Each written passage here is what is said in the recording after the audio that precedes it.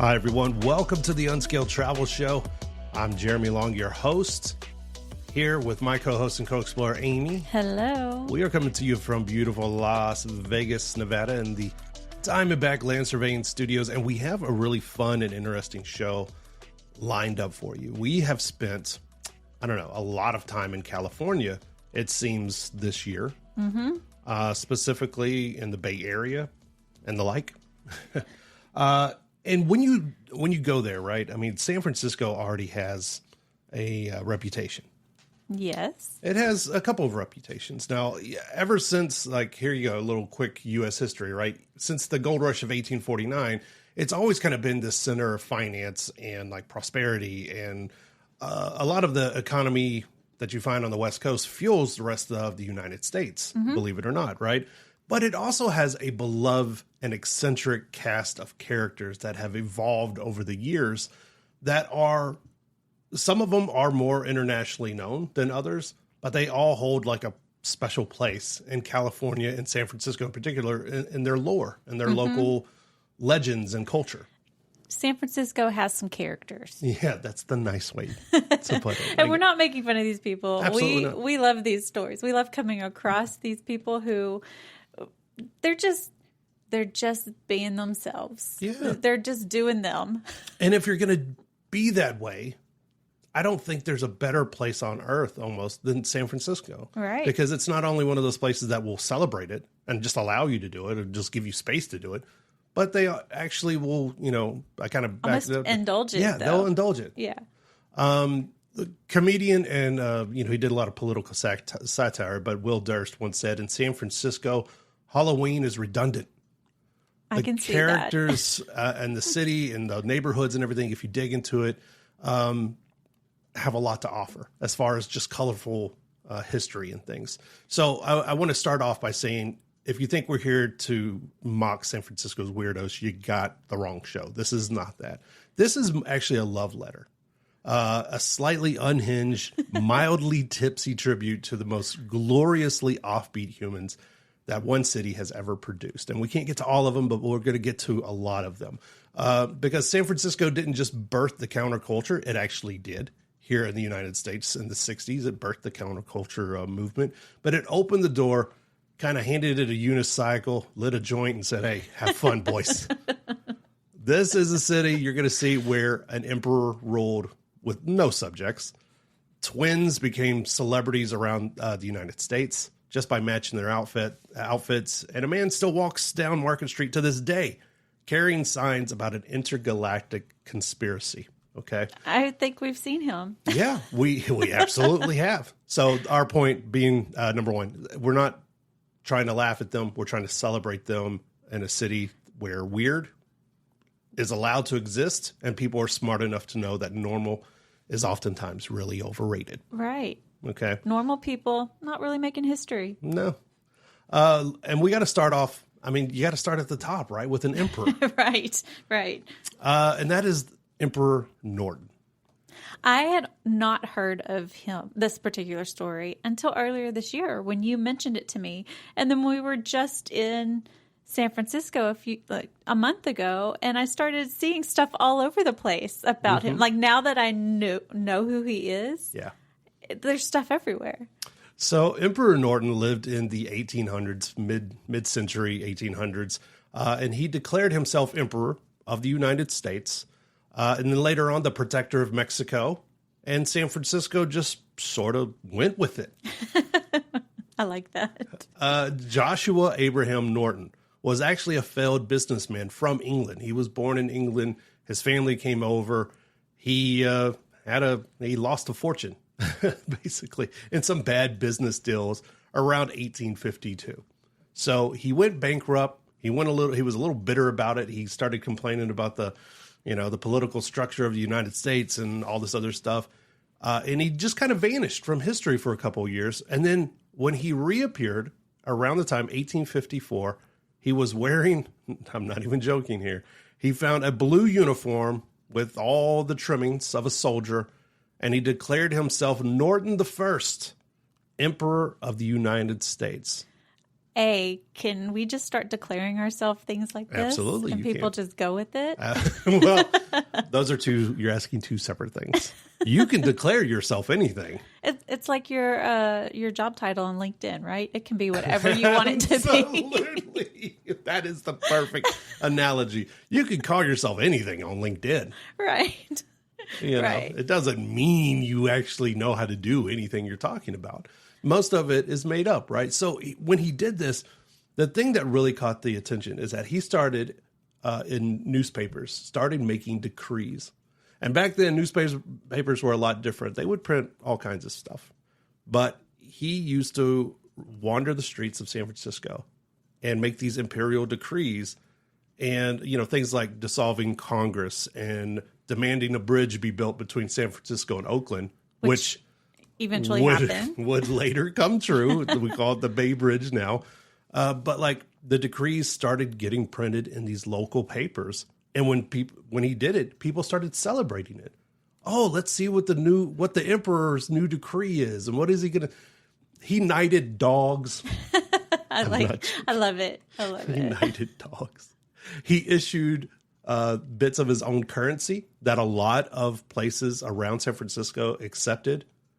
So he would get a little help from time to time from benefactors and things like this. You know, they would accept it for a free meal.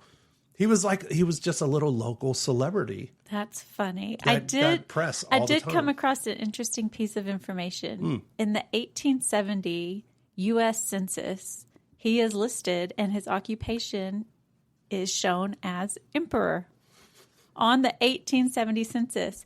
But the census also does note that he is insane. Oh, yeah. I don't know if he is insane or he was just like, you know what?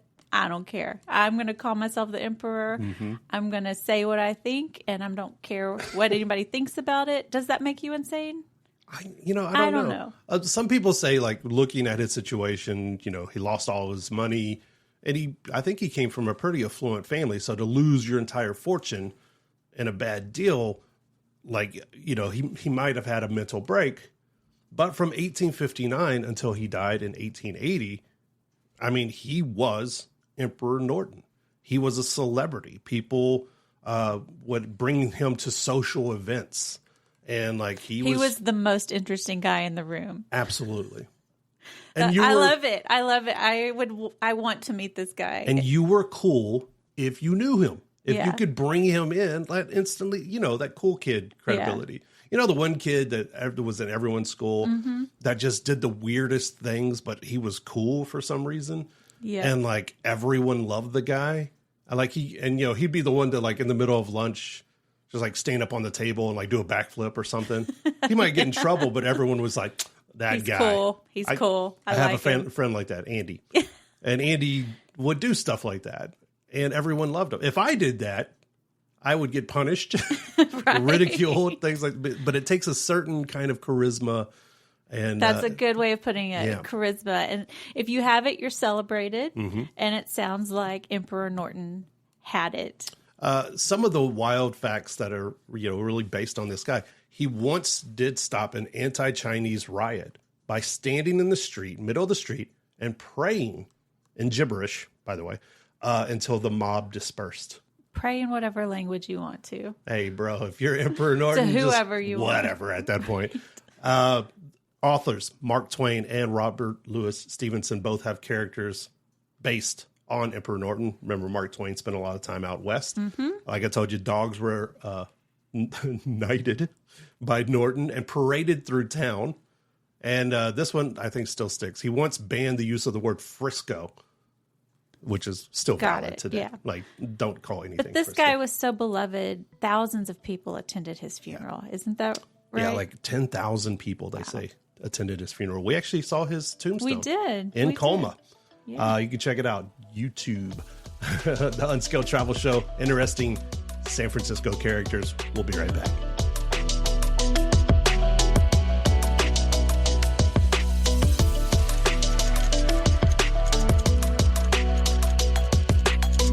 Unskilled Travel Show is brought to you by Diamondback Land Surveying.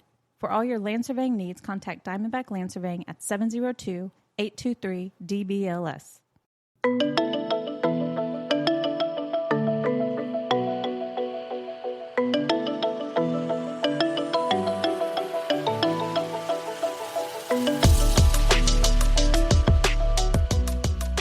right, everyone. Welcome back to the Unscaled Travel Show. Jeremy Long here with my co-host and co-explorer, Amy. Hello. We're in Sin City. We're in the Diamondback Land Surveying Studios. Check us out online, unscaledtravelshow.com. Also, check out our YouTube channel. It's growing. it's the little engine that could. It's growing. And we actually cover some of these stories on our YouTube channel. You're going to hear a little bit. I mean, we've mentioned Emperor Norton and a little bit later in the show, the aptly titled Ding Dong Daddy. I think you just like saying it. There is a payoff to that. If you've never heard the story, I'm not just swearing at you. But characters and fun stories like that often appear on our YouTube channel, which is a little bit different than this show. Mm-hmm. So be prepared. But we are discussing legends in San Francisco lore, their counterculture. You know, there's a few cities, if you've never been to the United States, there's a few cities in the U.S., and I'm sure everywhere has them, but everything seems a little bit off. And they celebrate. Right. In Austin, Texas, the slogan is "Keep Austin Weird." Mm-hmm. They kind of stole the same thing and say it in Portland, mm-hmm. Keep Portland Weird. Well, in San Francisco, it's not a slogan. Austin and Portland, it's almost down to a marketing slogan for them now. San Francisco fully embraces it, and it is part of and ingrained in the society there. So these are people that you need to know.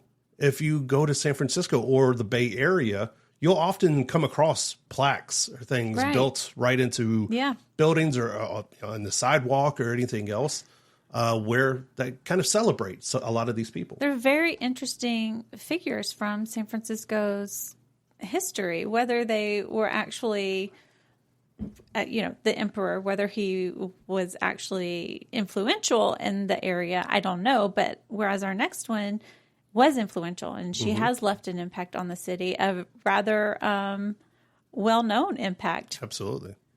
Yeah. The next one, the one we're talking about, is Lily Hitchcock Coit. If you recognize the last name, you recognize Coit, it's because there's a big white tower in the middle of San Francisco. Well, not really middle, but like over on the side. northern part. But it's big and it's white, and it shapes the skyline and the landscape, and it's called Coit Tower. Right. Aptly named because it is for Lily Coit, right? So Lily Coit, she was born in 1843 to a very wealthy and influential family, and she was, for all intents and purposes, supposed to be a socialite and debutante. Mm-hmm. And then when she, about 16 years old, she fell in love with the fire engines and firefighting that would happen in that city. That it happened a lot. A lot of fires always broke out in San Francisco. She fell in love with the lifestyle, and it completely changed the trajectory of what her life was supposed to be like. And she has influenced the city almost, I think, more than almost anyone else on our list today. Yeah, really. I mean, it's interesting that because she had such an appreciation for firefighters and what they did, that she was kind of considered a little bit like, I don't want to say. Yes, risque. That's a good way of putting it, because that's not what women did. Yeah. I mean, when you read about her, some of the first things people say is she wasn't ladylike. She wore pants. Yeah. She smoked. These were things that were very unladylike. And because of that, she kind of I won't say she was a pariah, but people in her social circle didn't know what to do with her. Absolutely. Basically. And all of those things, she literally would chase fire engines.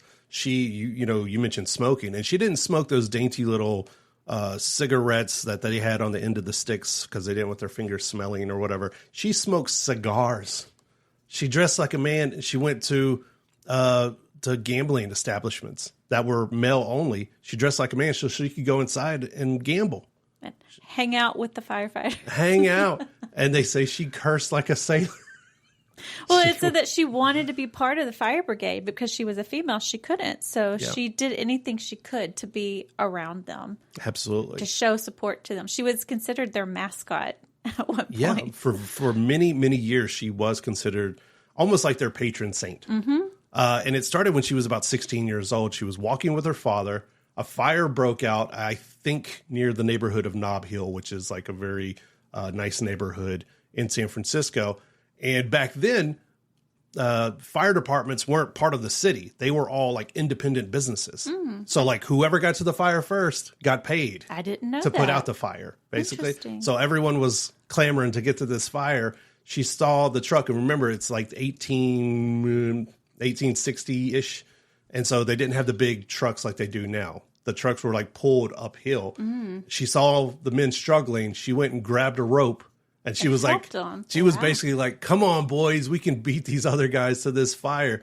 And the men were so impressed by her. They were like, dude, we want you to come along. So she started, riding on the trucks and hanging out with the firefighters, much to the delight of her father. Oh, yes. I'm sure And at her that mother. time, girls did not do that type of thing. Her mother and father were not happy, but she didn't care. She, like you said, she became their mascot and would ride along and chase along with the fire engines and fire departments. Later in life, when she got a little bit older, she would actually go visit volunteer firefighters who got hurt in the hospital or firefighters who got hurt on the job. She would go and visit them in the hospitals. She would actually, there's another landmark in the city where she built a statue, or they built a statue in her honor for these three volunteer firefighters who I think lost their lives later on. She left a little bit of money. But when she passed away in 1929, she left about a third of her very big estate to the city in order to beautify this. She loved San Francisco.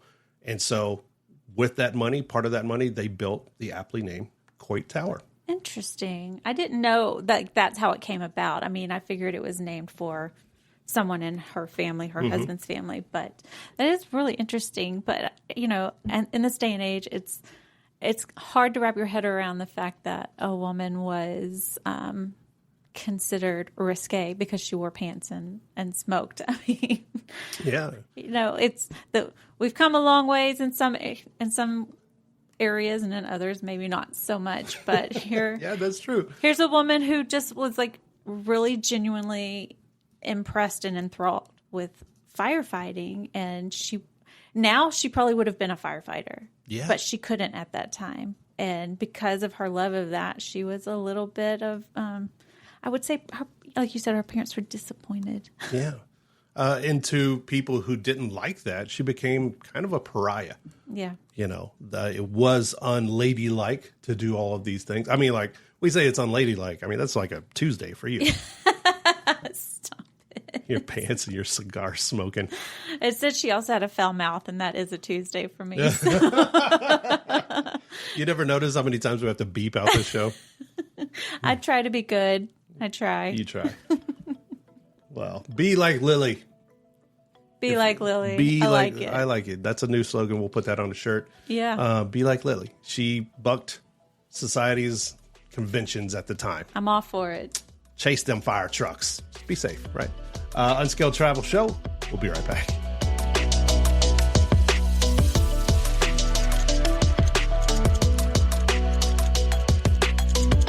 Unskilled Travel Show is brought to you by Diamondback Land Surveying. For all your land surveying needs, contact Diamondback Land Surveying at 702-823-DBLS.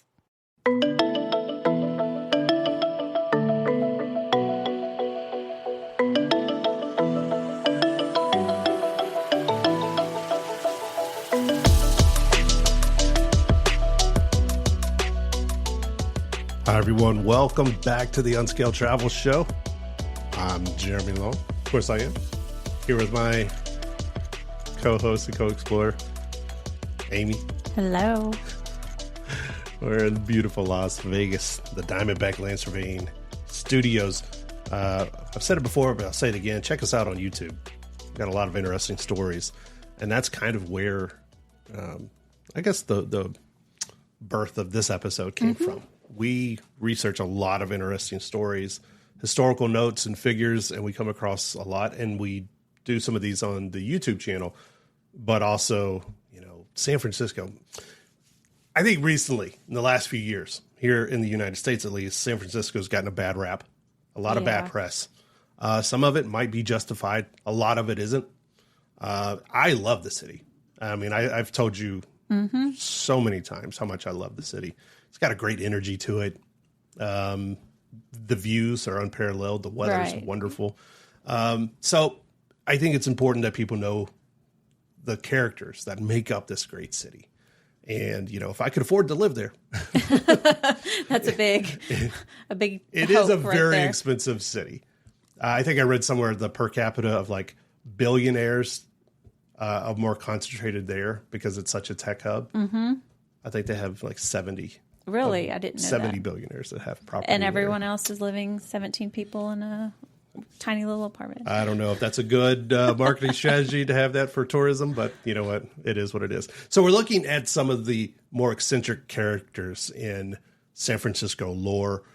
And I don't think we would be far off by saying this one should be way more known than she is. Yeah, I don't feel that this lady is necessarily eccentric. I think, again, people didn't know what to do with her, so they started labeling her as eccentric. But honestly, this woman should be a legend. Yeah. Like, everybody should know who this is, because when you start looking into what she actually did, impressive is not a big enough word for it. Absolutely. She was like a one-woman social agency helping, just tons of people to succeed and to manage money and just so many different things. And I'll stop there. I'll let you introduce her. Sure. We're talking about Mary Ellen Pleasant. Later in life, she'd be known as either the Voodoo Queen of San Francisco or Mammy Pleasant. And a lot of those were derogatory names given to her by enemies, more to justify why she was so successful in what she did. And a little background. She was born around 1814, and she has a various numbers of like supply of origin stories. No one knows exactly where she was born or where she came from. She once said herself she was born free in Philadelphia. Other people said she was born as a slave in Georgia. And that, I think, it doesn't matter. She was... I think that, though, the kind of air of mystery around her origins, of where she was born, when she was born, is kind of what lends to some of those names that started floating around her later in life. Yeah, but she arrived in San Francisco in 1852. If you don't recognize that date, that's about the time Emperor Norton was losing his fortune. She was gaining hers, right? She was an entrepreneur, a financier, a real estate magnate, and an abolitionist. And she has a claim as one of the first self-made millionaires of African-American heritage. And she even precedes the famous C.J. Walker by a few decades. Right. But a lot of what she did was more hush-hush and under the table, so they can't get a clear count of what, how big her empire might have been at the time of her death. But in 1890, in the census, how awesome does this sound? She described herself, as you talked about Emperor Norton saying emperor on his census, she was a capitalist by profession. That's what she told him. Wow. I'm a capitalist. That's what my profession is. But she knew the city. When she arrived, she knew the city. She knew how to move around. And, she started laundry. She started boarding houses. She very quickly became a millionaire, people believe. She sued the streetcar companies, desegregated transit, quietly funded abolition causes and John Brown's raids. You could look those up in history and everything. But she was just this awesome force in this city. But I don't think there are only a few probably cities on earth where a woman like this at this time in U.S. history could move about and do the things she did. Well, and that's where her story does really get interesting, because she would pose as a housekeeper or a cook and go work for wealthy families that were in different industries so that she could overhear their conversations, and that almost like insider trading, I guess. Yes. But she would go work for them because, of course, they wouldn't suspect anything of her, and get these kind of secrets and then go and make investments based on the things she was hearing. Absolutely. Yeah. She would gather intel, investing, buying property, and like you said, because of the times, because of her color, no one No one thought anything of it. Yeah. And here this lady is a millionaire. She is helping women who are, at the time in probably, women have not always had it so great. She was teaching women to become self-sufficient. She was helping people with the Underground Railroad. She was doing all this stuff and still posing as, a maid or a cook or even, she had her own home, but she had other people. A wealthy banker and his wife lived there so that nobody knew it was her house. Yeah. And everybody thought she was just one of the servants. Yeah, absolutely. And then the entire time she has this empire building, they're trying to take it away from her. White society at the time would not allow her to be, so they kept reclaiming property. She would wage legal, basically, wars against the establishment to reclaim a lot of the property up until her death, man. She just fought tooth and nail. And in doing that, she made a lot of enemies. The newspapers. Yeah, they started trying to smear her. Yeah. Started labeling her. Yeah. Saying she was involved in black magic and hoodoo and, bones and brains rituals. Because and how all else stuff. could a woman actually make money? And much less a woman, but a black woman, too. Right. At that time. So very fascinating story. One you should absolutely look up, and one we may eventually cover. We should. On the YouTube. But Mary Ellen Pleasant, awesome. This lady was awesome. Check her out. Unscaled Travel Show. We'll be right back.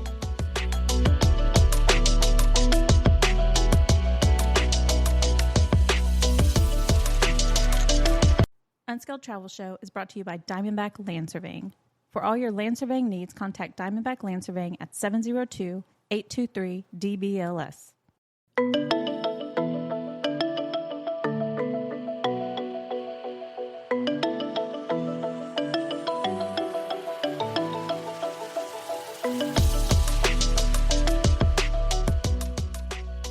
Hi, everyone. Welcome back to the Unscaled Travel Show. Jeremy Long here with my co-explorer, Amy. Hello. We are having fun talking about some of the fun, strange, wild, weird, however you want to describe characters of San Francisco. That kind of makes the city the city. Yes. It gives the Bay Area a lot of its twinkle, if you will. It's the frosting on the cake. Yeah, that's a strange way to put that. Yes. Now, I don't know about you, but the next pair we're going to talk about. I am, however you want to phrase it, I am old enough or I am young enough to remember the celebrity of these two, simply because once they reached a certain age, I think they started being used in so many different commercials and TV shows, and even are featured in the opening establishing shot of one of your favorite movies, 9 to 5, with one Miss Dolly Parton. Really? I did not know this. Yeah, you did. Okay. So we are talking about the twins of San Francisco, Marion and Vivian Brown.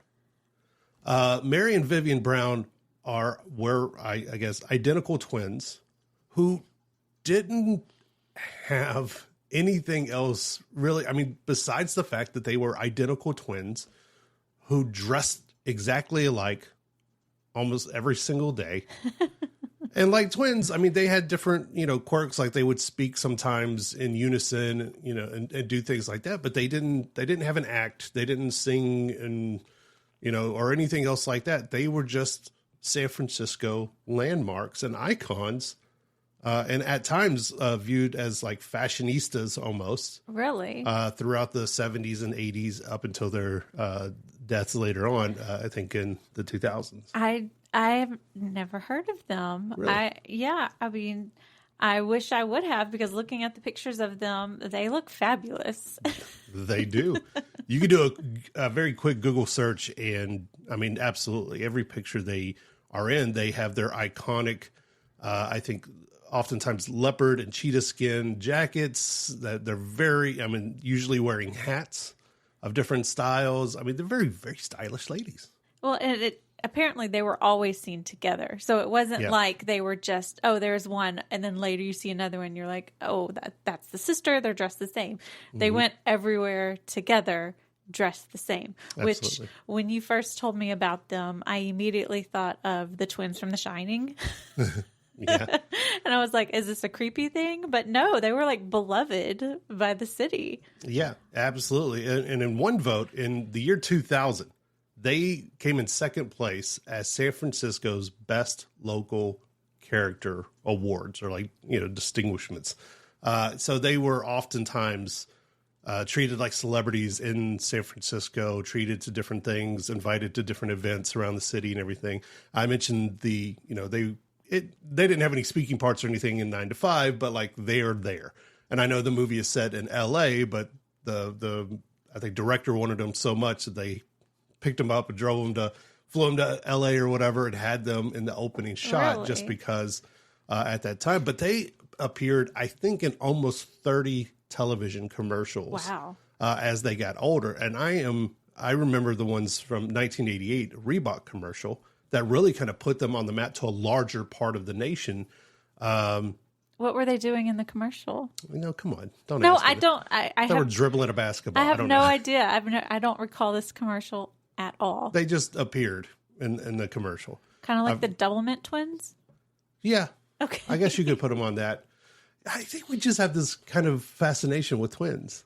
Yeah, I can see that. When you look at it, I mean, even today, they use twins for child actors. Mm-hmm. That's more skirting child labor laws. Well, yeah. But we do have this fascination with identical twins, because oftentimes, like I mentioned, they will speak the same, have the same kind of mannerisms and different things like that. Well, just fun fact, when I was in high school, at the time, our high school had the most number of twins all in class that they'd ever had. Between the freshman and senior year, we had, I think, 13 sets of twins in our school. Ooh. And we didn't go to a giant school, so that was a lot of twins.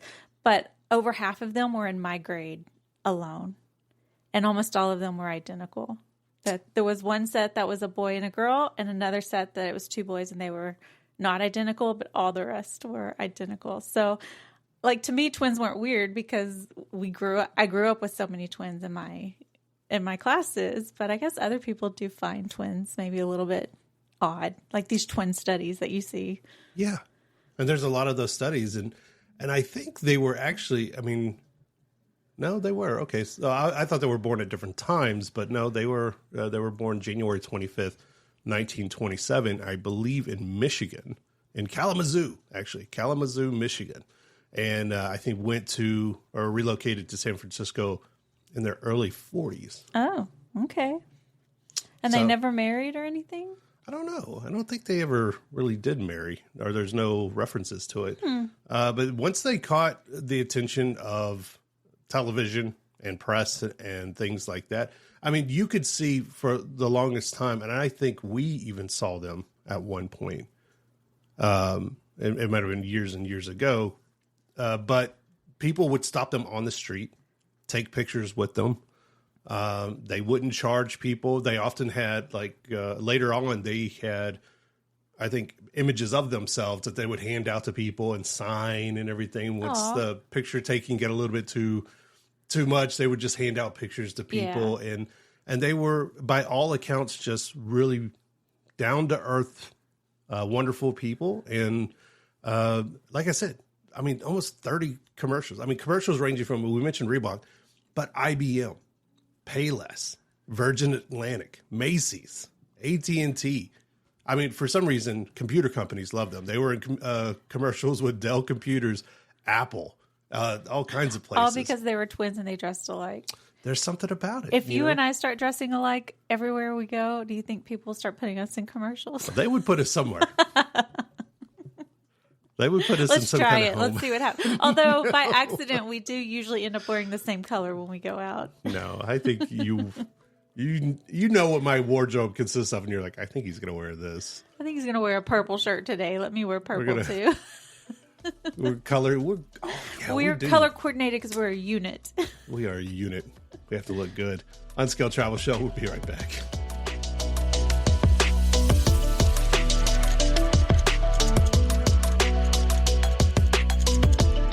Unscaled Travel Show is brought to you by Diamondback Land Surveying. For all your land surveying needs, contact Diamondback Land Surveying at 702-823-DBLS.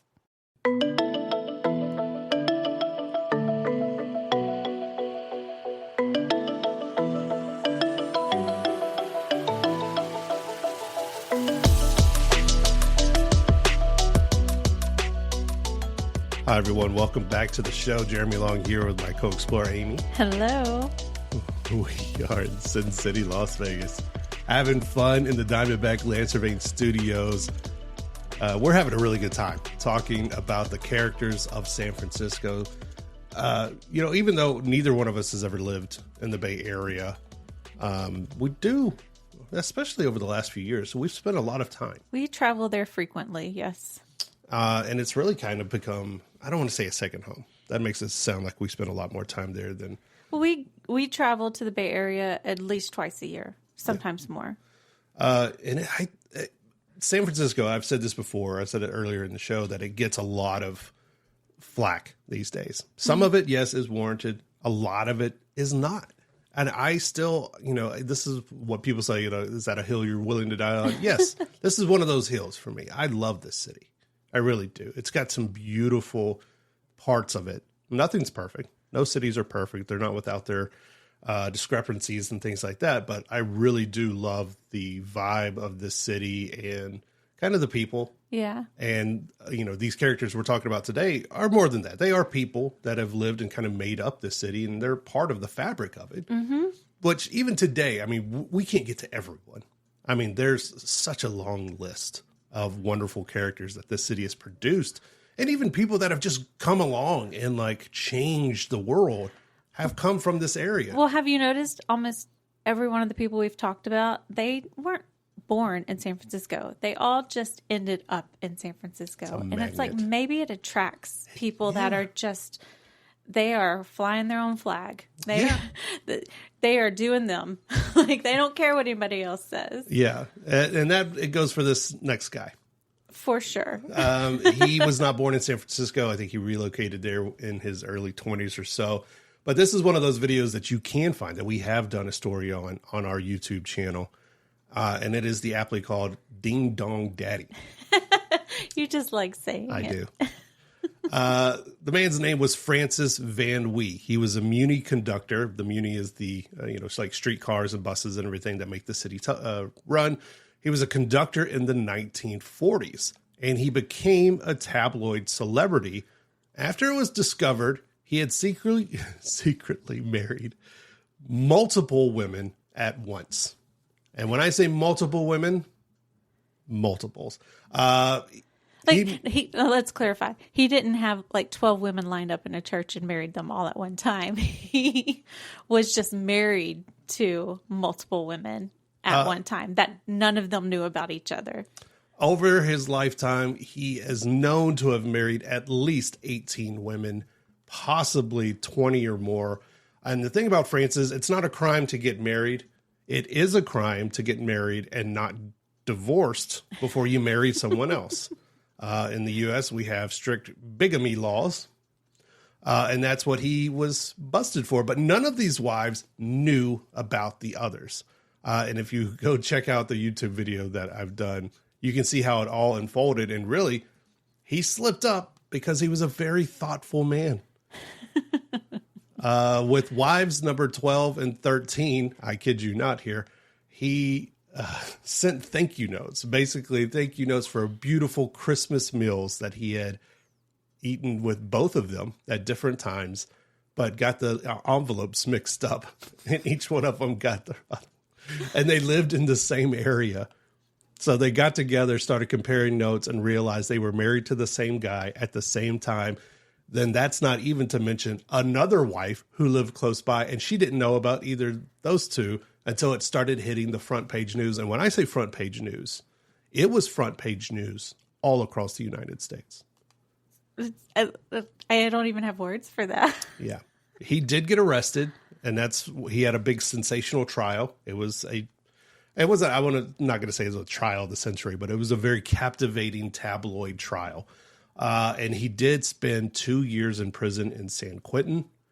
He got out. He had to get one of one of the conditions of his parole was actually he couldn't marry again for the next 5 years. Did he uphold that? He absolutely did not uphold that. He did wait about 2 years, but old habits die hard, man. He had to go to the judge, him and his wife.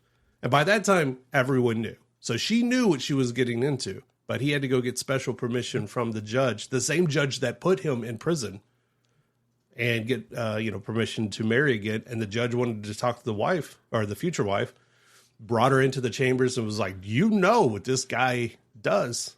Do you know all the warning signs and all this other stuff? And she was like, yeah, absolutely. There's pictures of it.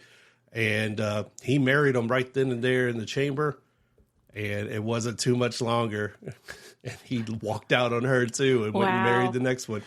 Well, the thing nuts. that I find so fascinating about this guy is kind of this whole backstory that we don't know if it's real or not, but he was supposedly a lion tamer in the circus and all these other kind of fantastical things. And I think that it just adds to this sensationalism, as you said. Like, who was this guy and how did he convince all these women to marry him? Because he was not a looker. Yeah, I was going to say, you might, if you hear the story on surface, you would think, oh, he's a tall, dark, handsome Casanova who was just wooing women left and right.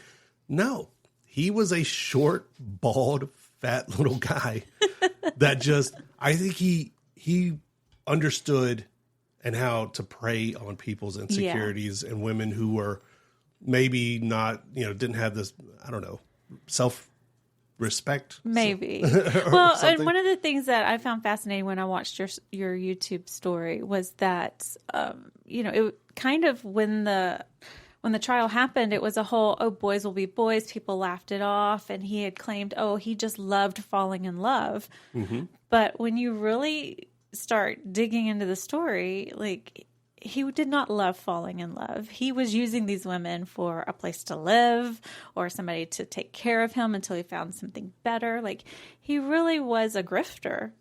Yeah. And it's weird, man, because he was a con man.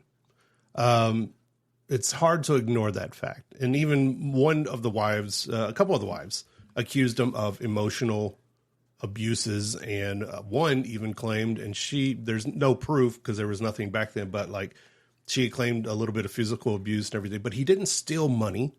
He oftentimes paid for everything. Whatever it was, he just was like addicted to falling in love and getting married. Some of the wives, he left like days, some weeks after they tied the knot. Do you think it was like a challenge for him to get these women? Like, how fast can I make the next woman marry me? Maybe so, because some of them overlap like crazy. There was one wife that he stayed married to for like 17 years, but he didn't live with and stay married to for 17 years. Like, he just disappeared and she refused to file for divorce. Like, I guess one of my exes, just stubborn. She didn't file for divorce. And so he was technically married for 17 years, but the other ones, they overlapped very frequently. And some of these were very close together. Like, he was only with them a couple of months before he married somebody else. Like the one in the case where he got caught, where he finally got brought to infamy, I guess. He had married one earlier in the year, and he had married the other one, like 2 weeks before Christmas. So he went and had Christmas, like, lunch with one. And, like, how would you feel? Like, your husband's there and you're eating Christmas lunch with him. And then he, like, packs up and he's like, okay, I'm a trolley man. I got to go. And he leaves with some presents. The trolley never sleeps. That's the excuse. And he just walks out the door with some gifts and you're just like, bye. And he goes and has dinner. But at the time, wasn't he married to you said he was married to a third woman that he had been married to for over a year. She didn't get no Christmas Day, She nothing. didn't get Christmas. You think she got Christmas Eve? Or you think he was like, you know what? That trolley, it's the holiday season. I'm going to be working late. Eunice, I done told you. You don't get Christmas breakfast or nothing. Nothing. It's sad. It really is sad. We should not laugh. But the ding-dong daddy of the D-line. Came for that famous song. You know the one. All right. Louis Armstrong. It's an Unscaled Travel Show. We'll be right back. Ding dong.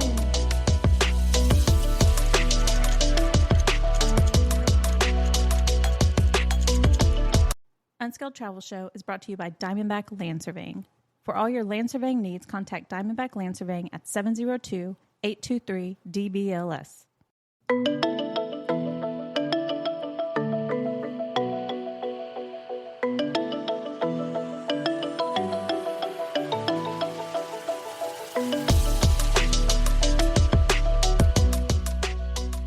Hi, everyone. Welcome back to the Unskilled Travel Show. Jeremy Long here with my co-host, Amy. Hello. In beautiful, hot Las Vegas in the Diamondback Land Surveying Studios. We're talking about the characters and fun weirdos of San Francisco.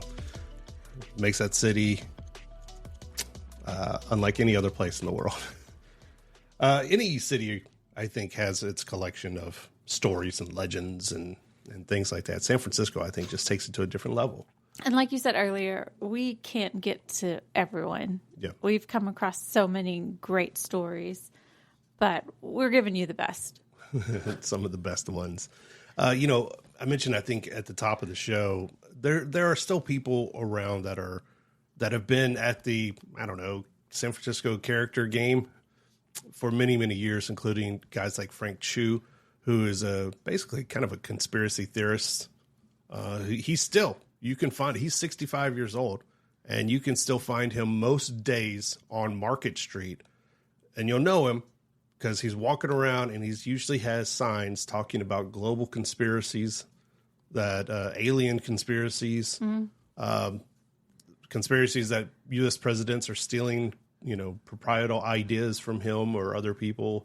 There are guys like that are still at it, that are still kind of beloved by the city just because. And you'll often see, and we talked about Marion and Vivian Brown and different people, they'll come up to and they'll just ask for pictures and they'll tip them money.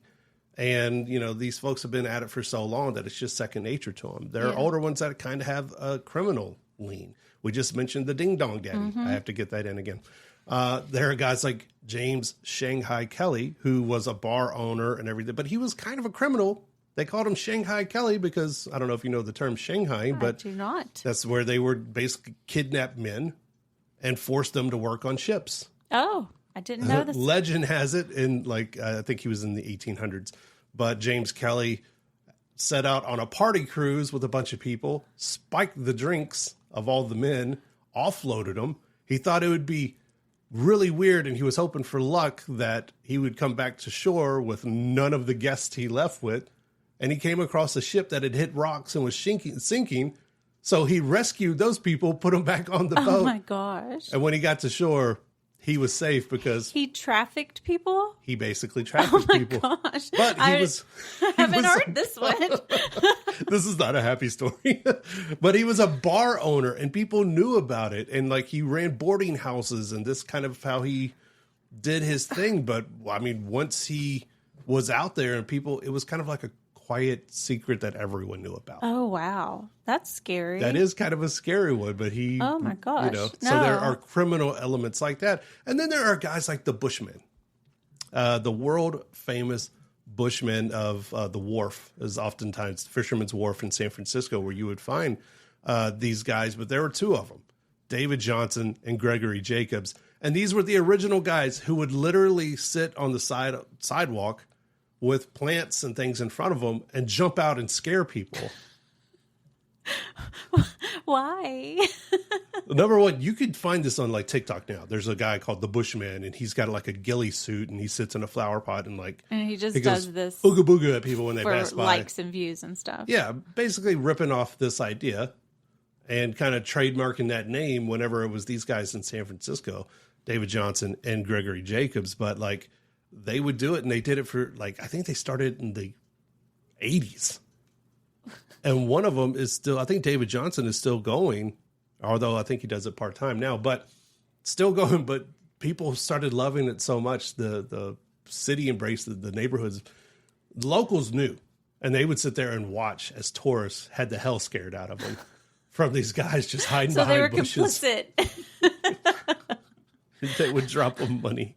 And then other people started giving them money, hey, my buddy's coming up here, scare the heck out of him This and was his wife. Impractical Jokers before Impractical This Jokers was were a thing. Great entertainment. Oh too. my gosh. And before people had phones, you couldn't ruin the surprise for other people. Right. So oftentimes you would be already in this world famous place, the wharf, doing your thing, and you just hear a crowd of Minding people your own business. scream, and then all of a sudden laugh, because no matter how much, I guess just how many times you've seen it, it's still funny. Is it? It really is. If somebody jumped out and scared you and everybody was laughing at you, would you find it funny or would you Some be people embarrassed? don't. They started working in pairs. It says they started working in pairs because some people would get a little agitated and try to confront them. Well, yeah. And so they started watching each other's back, basically. Like, hey, this guy... Instead of like, I'm going to stop doing this, just I'm going to take backup in case somebody comes after me. Yeah. In a good year, Johnson claimed at one time to earn as much as $60,000 in tips alone. He didn't earn a salary, didn't do anything like that. $60,000. Don't tell people that. Now we're just going to have a whole new slew of Bushmen out there jumping out and scaring people.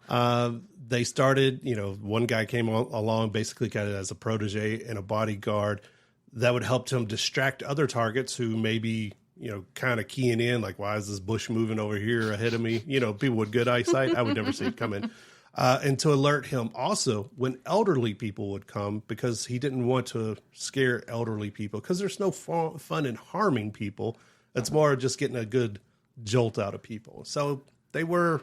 So he had a conscience. Yeah, they had, they were Okay. self-conscious about that Well, stuff. They didn't want that. That's something, I guess. And then sometimes when children were involved and things like that, they would get the children to kind of like play along. The children would hide behind the bush too, and like scare people. And so they were just beloved neighborhood people that the city just kind of embraced for just doing something, just scaring the heck out of people. Okay. I think you'd be more scared of a child jumping out behind a I bush would. than a grown-up. I would punch a child. Don't push me on this. If a child jumps out behind a bush, if a grown man jumps out, I'll be like, "What's up, man?" I should know I'd scream like a girl. But if a child jumped out, You front do have kick. an irrational fear of children, especially British children. British children. It's something about all the scary movies you've seen where the ghosts are British children. I will front kick a British child in the face, and that is with all the love and respect I have in my heart. But don't jump out of a bush and try to scare me, because I will. It won't be good. Also, in the 1800s, there was a guy called Old Abe Warner. Now, Old Abe Warner, he was the head guy and proprietor of the world famous Cobweb Palace near the Please wharf. tell me it's not as gross as it sounds. Oh, it's grosser. So nowadays, going into a restaurant, everything is clean. There's health laws, different things like that. In the 1800s, not so much. I know it's a shock. But he ran the aptly named Cobweb Palace. And yes, it is exactly what it sounds like, because he believed the cobwebs and everything were just an integral part of his restaurant and his property. So he was known to fire anyone who tried to clean in his establishment. What? He kicked out the mayor of San Francisco at the time for wiping down a table, allegedly, before he sat down. And it was this place. It was covered in cobwebs, believe it or not, from the name.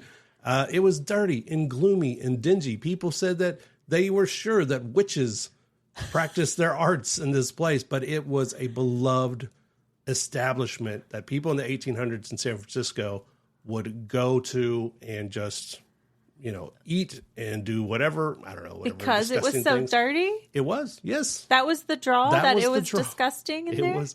You know that place called Dick's? Where they insult people? Dick's Last Resort, Yes. where they insult people. I'm not. Yeah, it's kind of like that. Like, you would pay money to go sit in a gross place, Wow. and it was ran by this guy who was he just leaned all the way into it. Like, we're just going to be disgusting. It reminds me of Finding Nemo when they're in the tank and they're like, let's see how dirty we can make it, so they have to take us out and clean it. Like, let's just make this restaurant and bar the grossest we could possibly be and see if people still come. Yeah. And they came. Just grime encrusted windows, dimly lit rooms, Barely, Wow. people could barely see each other across the bars, and it was one of their, one of their favorite spots on a Sunday. You would go to church and then go to this disgusting little place. Well, I think San Francisco does take the cake on interesting characters. Some of these people, I would say, are eccentric, pleasant word for crazy. Some of these people were criminals, and some of these people were just not fitting into what society wanted them to be, especially the women. I don't think these women were necessarily eccentric. I think they were awesome. Yeah. And good for them that we're still talking about them. And the question is, like, would it happen the way it happened if it didn't happen in a place like San Francisco? Probably not. I don't know if they would be allowed to be the wonderful, delightful weirdos that we know them as today. Thanks for joining us here. We'll see you guys next time on Skill Travel Show. Peace.